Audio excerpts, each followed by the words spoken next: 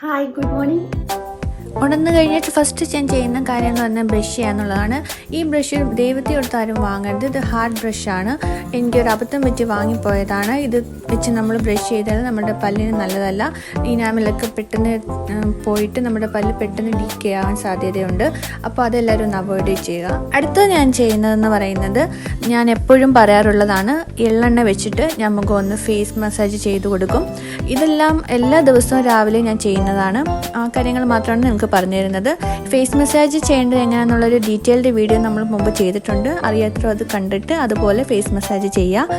ഇങ്ങനെ എള്ളെണ്ണ വെച്ചിട്ട് ഞാൻ കൈ മുഖം എല്ലാം ഒന്ന് ജസ്റ്റ് ഒന്ന് മസാജ് ചെയ്തിട്ട് 1 മിനിറ്റ് ഉള്ളൂ.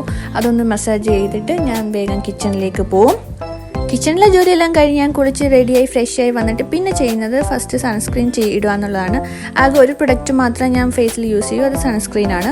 ആ സൺസ്ക്രീനാണ് ഇത്. ഡയോറ എന്ന് പറഞ്ഞിട്ടുള്ള സൺസ്ക്രീനാണ്. നല്ല സൺസ്ക്രീനാണ്.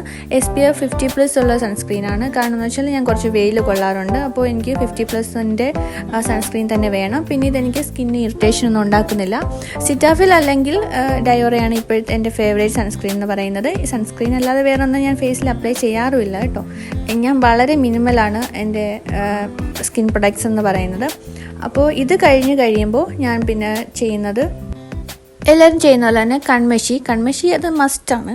ഇല്ലെങ്കിൽ എനിക്ക് വല്ല അസുഖം ബാധിച്ച പോലെ ഇരിക്കും. അതുകൊണ്ട് ഞാൻ കൺമഷി എപ്പോഴും യൂസ് ചെയ്യാറുണ്ട്. ഹിമാലയയുടെ കാജലാണ് യൂസ് ചെയ്യുന്നത്. ചെറിയൊരു കാജലാണ് വാങ്ങാറ്. അടുത്തത് എൻ്റെ ലാസ്റ്റ് ആൻഡ് ഫൈനൽ പ്രൊഡക്റ്റാണ് ഞാൻ യൂസ് ചെയ്യുന്നത്. അതെൻ്റെ മുടിക്ക് വേണ്ടിയിട്ടുള്ള ട്രിച്ചപ്പിൻ്റെ ഒരു ഹെയർ സിറമാണ്. നല്ലൊരു സ്മെല്ലൊക്കെ ആയിട്ടുള്ള നല്ലൊരു സിറമാണ്. നമ്മുടെ മുടി നല്ല ഫ്രിസി ആയിട്ടുണ്ടെങ്കിൽ നല്ല സോഫ്റ്റ് സ്മൂത്ത് സിൽക്കി എന്ന് വേണമെങ്കിൽ പറയാം. എൻ്റെ മുടി നല്ല ഫ്രിസി ഹെയർ ആണ്. പക്ഷേ ഇത് അപ്ലൈ ചെയ്ത് തുടങ്ങിയതിന് ശേഷം നല്ല സോഫ്റ്റ് ആയിട്ടും നല്ല സിൽക്കി ആയിട്ടും കിടക്കും.